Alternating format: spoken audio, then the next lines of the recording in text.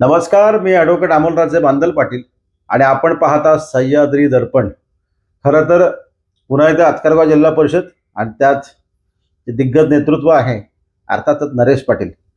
नरेश पाटील जिंकलेत अशी आपण काय एका बातमीमध्ये म्हटलं होतं आणि त्याचा खूप गोंगाट झाला. त्याच्यावर थोडंसं मी विस्तृत बोलतोय. आणि खरंच आहे, नरेश पाटील हे व्यक्तिमत्व जिंकलेलं आहे. मोठं नाव आहे, माजी जिल्हा परिषदचे सदस्य आणि सगळा कारभार त्यांनी बघितलेला आहे.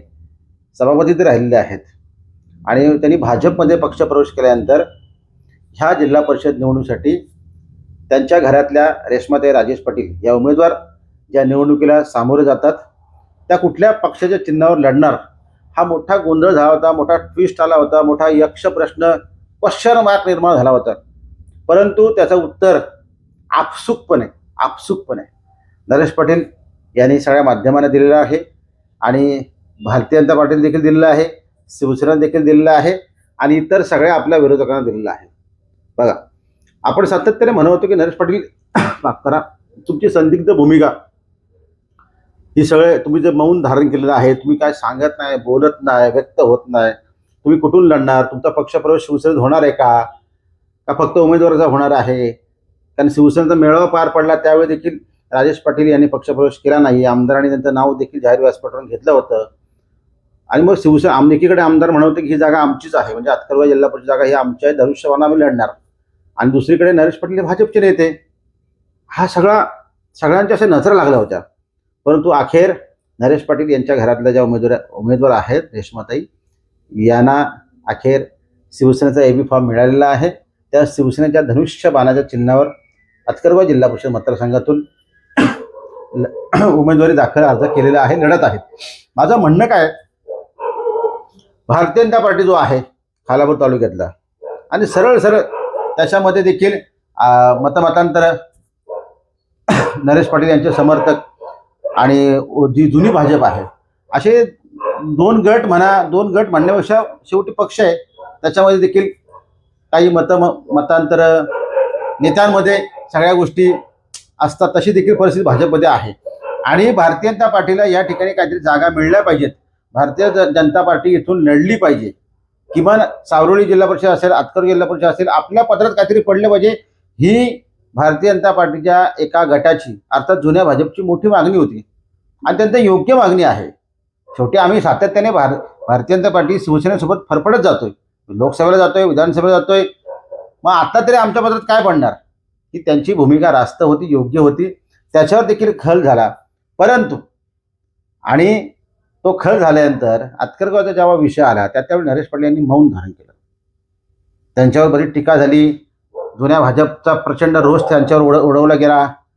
त्याला काउंटर करण्यासाठी नरेश पाटील यांनी जेव्हा राष्ट्रवादी काँग्रेस पक्षातून भाजपमध्ये आले तेव्हा जी त्यांची समर्थक काही मंडळी भाजपमध्ये आली होती ती नरेश पाटील यांच्यासोबत ठामपणे उभी राहिली.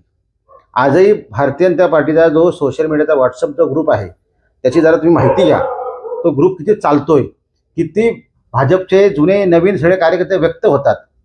जुन्या कार्यकर्त्याच्या भावना हेच आहेत की आपल्या पत्रात काहीतरी पडलं पाहिजे, आपल्या पक्षाची याचा झेंडा रोवला पाहिजे, आपल्या पक्षाची ताकद आहे आणि आपण इथून लढून जिंकलो पाहिजे किंवा आपल्याला आपल्या वाट्याला काय. आणि नरेश पाटील यांचे जे समर्थक आहेत, जे भारतीय जनता पार्टीचे सदस्य आहेत, पक्षामध्ये आहेत, त्यांना भारतीय जनता पार्टीपेक्षा नरेश पाटील या माणसावर अतिप्रेम आहे, जास्त प्रेम आहे आणि त्यांचा तो नेता आहे. त्यांचं भाजपवर एक वेळ कमी प्रेम असेल पण नरेश पाटलांवर त्यांचं मोठं प्रेम आहे. हे देखील त्या व्हॉट्सअप ग्रुपच्या माध्यमातून आणि संपूर्ण नरेश पाटील जेव्हा ज्यावेळी पक्ष त्यांच्या ज्या उमेदवार आहेत त्या गावभेट दौरा करत असतील, ह्या सगळ्या ह्याच्यात तुम्ही दरम्यान ते व्हिडिओ बघितले असेल. त्यांच्यासोबत कुठले भाजपचे कार्यकर्ते नेते आहेत ते, तर त्यांच्यासोबत फक्त त्यांचे समर्थक जी मंडळी आहेत ती दिसायची. जी जुनी भाजप आहे ती मात्र हा सगळा प्रोटोकॉल पाळत होती. बरं ठीक आहे, ती पाळत होती इथपर्यंत ठीक आहे. आता झालं असं की नरेश पाटील म्हणजे त्या काही लोकांना असं देखील वाटत होतं की नरेश पाटील यांचा पक्षप्रवेश होईल. खूप चर्चा होती आणि खरं तशी वेळ आली होती.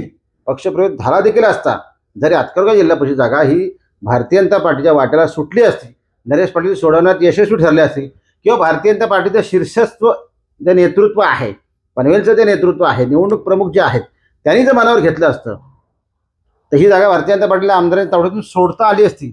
परंतु आमदारांनी देखील हट्ट धरला आणि नरेश पाटील यांनी देखील फार हट्ट केला नाही. त्यांना देखील माहिती होतं की इथं ताकद कोणाची आहे आणि त्यांनी बरोबर तो डाव साधला की आपल्या घरातला उमेदवार ह्या आता भारतीय जनता पार्टीत जरी असतील किंवा नसतील तरी त्या धनुष्यबाणाच्या चिन्हावर, शिवसेनेच्या चिन्हावर लढतील आणि मी जिथं आहे तिथेच राहणार. याचा अर्थ काय, मला माझ्यावर पक्ष सोडायची वेळ आता येणार नाही नाही नाही. नरेश पाटील हे बीजेपीमध्ये राहणार आहेत, भारतीय जनता पार्टीचे ते नेतेच राहणार आहेत. पण ज्यांना असं वाटत होतं की नरेश पाटीलच्या अडचणी वाढतील, एक मोठा विरोधक सगळा गट होता, नरेश पाटीलच्या अडचणी वाढतील, त्या वाढल्या होत्या, तिथपर्यंत आलं होतं ते. परंतु त्यातून सही सलामत सुटका नरेश पाटील यांची झालेली आहे आणि ते ह्या सगळ्या स्पर्धेमध्ये, त्या सगळ्या भाजपच्या स्पर्धेमध्ये, विरोधकांच्या स्पर्धेमध्ये नरेश पाटील यांच्यावर तशा आता अडचणी कुठल्या येणार नाहीत. त्यात त्यांच्या उमेदवार ह्या शिवसेनेच्या चिन्हावर लढतात आणि नरेश पाटील हे भाजपचे नेते राहून शिवसेना भाजप युती असल्या कारणाने ते आपसूक छानपैकी मोठ्या जोरात युतीचा धर्म या नात्याने चांगला पक्ष जो काय प्रचार आहे तो सगळा आता पूर्वीच्या पेक्षा अधिक पटीने ते चांगल्या पद्धतीने करू शकतात. कारण ते नेते आहेत भाजपचे. जरी काही भाजपचे नेते नाराज असतील ह्या सगळ्या याच्यावर, तरी नरेश पाटील आणि भाजप या मतदारसंघामधली असं जे समीकरण नरेश पाटील यांना ज्ञात आहे किंवा त्यांना असं वाटतं की बाकी ठीक आहे, कोण नाराज असतील तर असतील, त्यांची नाराजी मी दूर करेल किंवा त्यांना नमस्कार जरी नाही केला तरी भाजप ही माझं नेतृत्व मान्य करते, मीच नेता आहे, ह्या अनुषंगाने नरेश पाटील आणि त्यांचं जसं वलय देखील आहे आणि अनेकदा आपण ते पाहिलं देखील आहे. त्याच्यामुळे नरेश पाटील हे जिंकलेले आहेत. आता याच्यात हरलं कोण, तर याच्या सपशेलपणे जी जुनी भाजप आहे ते हरलेली आहे. साधी गोष्ट आहे ना. आणि त्यांचे जे विरोधक असतील ते हरलेले आहेत.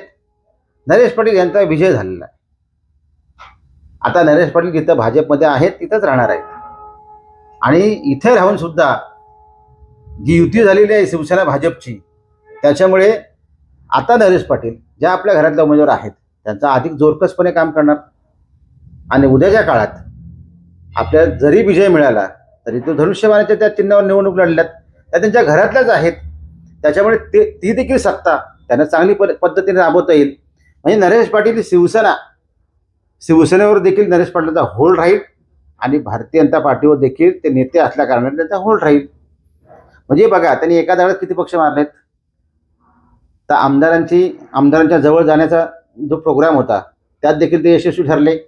शिवसेनेचे इतर नेते असतील, सगळे नेते ते आमदारांच्या जवळ दिसतात, परंतु आता आमदारांच्या फार जवळ, आता उद्याच्या काळात या ठिकाणून त्यांना चांगलं मार्जिन मिळालं, त्यांना यश मिळालं त्यांच्या अपेक्षेसारखं, तर उद्याच्या काळात आमदार आणि नरेश पाटील यांचं सख्य अधिक वाढणार आहे.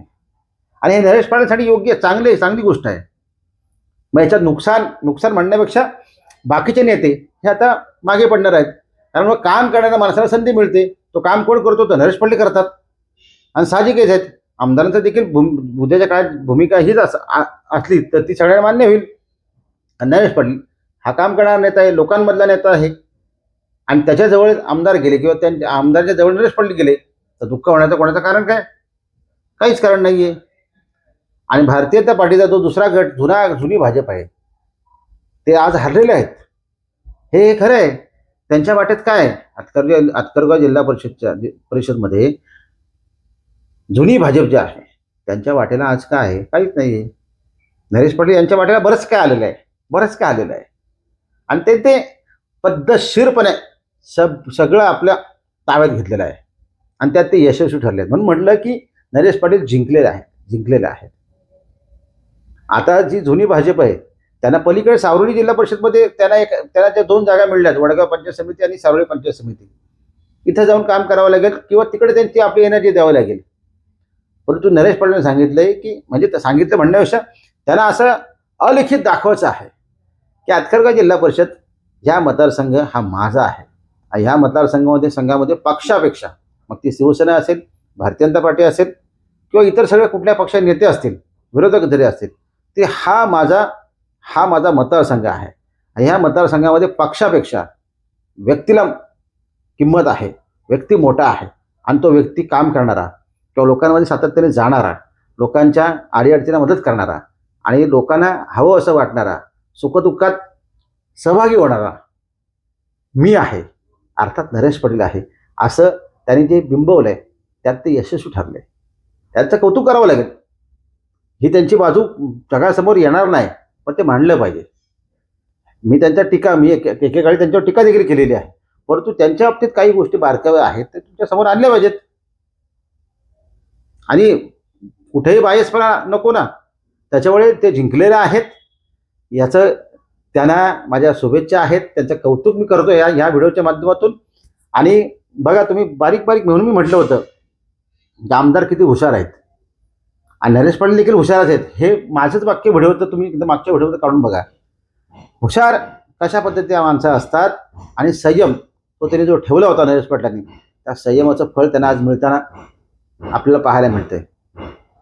येऊ द्या, किती ताकदीने विरोधक त्यांच्या समोर येऊ द्या, पक्षातले येऊ द्या, पक्षाच्या व्यतिरिक्त येऊ द्या, परंतु त्यांची लढण्याची जिद्द आहे, ताकद आहे आणि त्या ताकदीने नरेश पाटील ह्या मतदारसंघात लढणार. हे चित्र आहे. नरेश पाटील जिंकलेले आहेत, जुनी भाजप हारलेले आहे. नरेश पाटील, तुमचं मनापासून कौतुक करावं तेवढं कमी आहे आणि शुभेच्छा. थांबूया.